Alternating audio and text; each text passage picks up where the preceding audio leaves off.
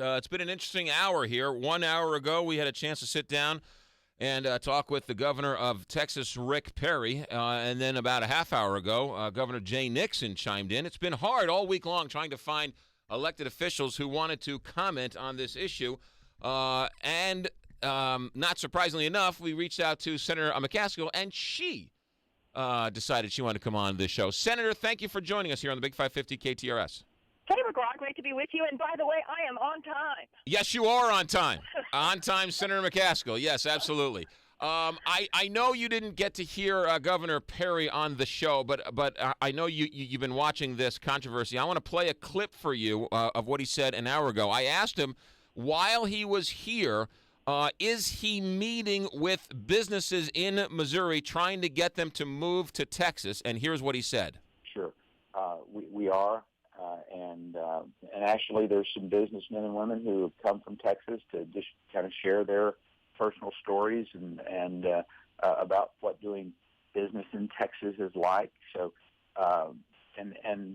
we're having some opportunities to meet with individuals who may not be considering at the moment, but are curious about what's going on there and what the opportunities are.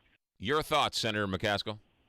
Well, I hope that the businesses that are talking to Governor Perry look at the facts. And I think if they do, Missouri comes out very, very well. Sales tax is higher in Texas. Property tax is higher in Texas, which matters a lot to the middle class. It may not matter to the CEOs of some big businesses, but it matters to the middle class. Teen pregnancy is one of the highest in the country in Texas. They have more people who don't have health insurance.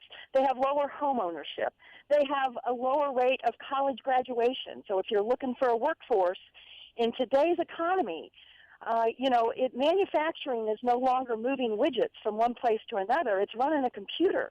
And an educated workforce is essential to a strong economy. So I don't know that I'd want to go someplace where they're graduating fewer people from college than they are in Missouri. So I think that Missouri is a low tax burden state, and I think we have a work ethic and a lifestyle and a standard of living in the state. Our unemployment has traditionally been lower than the national average. So I'm obviously bullish on the state I love, and I'm offended at the way he's gone about this. And I'll tell you, McGraw, I think that there's Rex Sinquefield here somewhere. I have to believe that Rex Sinquefield and his crew have made, and maybe I'll be wrong, but in time I'm hoping that the contributions to Texas One are all public, that are paying for this ad campaign that your station decided you weren't going to be a part of. Rex Sinquefield is bankrolling a giant science experiment at the expense of Missouri schools and working folks. And his science experiment is there some way that, he's having a seminar right now in Kansas City about, is it time to get out of Kansas City and go to Kansas? I just disagree with the notion that we've got to go to the lowest common denominator as a state in terms of supporting education. And by the way, it's not like our state's been fiscally irresponsible. We have a AAA credit rating. We have a constitutional requirement in Just City to balance the budget, which has been done since I was, as long as I can remember. And when I was in the legislature, we were doing it back in the 80s. So I think I would go back to Texas, and I think the Missouri Chamber of Commerce and Rex Sinquefield ought to try to find somewhere else to convince people to do this rather than paying for people from other states to come in and slam us. The spin on all of this has been Nixon. But the reality is that Nixon already vetoed it. So whether you agree or disagree with the veto, he vetoed it. In the legislature, as you know, they have a veto-proof majority. So right now, they should be lobbying Republicans to stay home, because what it looks like is that Republicans are leaving the nest and voting with Jay Nixon to sustain the veto. I believe that's the case. And now I want to tell those Republicans who are doing the right thing that Missouri is a state that respects moderation. Our state is not as extreme as the Missouri legislature has shown itself to be in the last couple of years.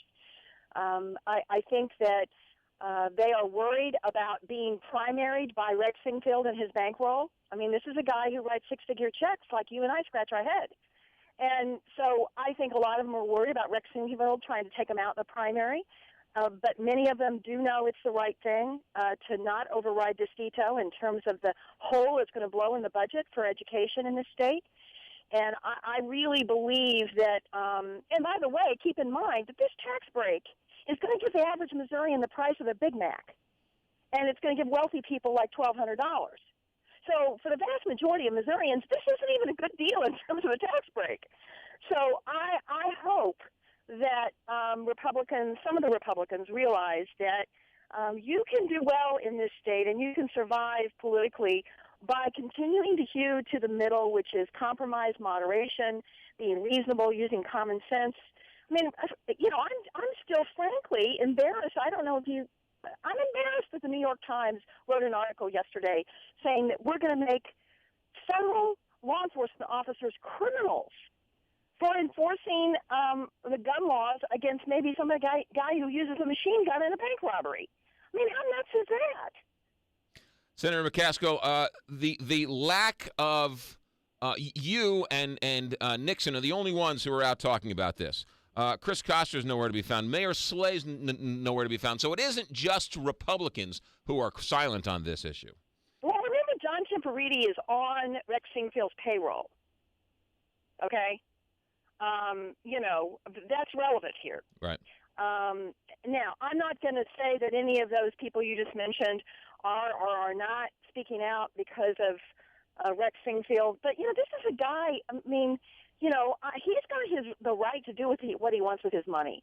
And I am not being critical of Rex Sinquefield. If he wants to spend his fortune on politics, so be it. But I remember the good old days when Missouri wasn't the Wild Wild West in terms of campaign contributions.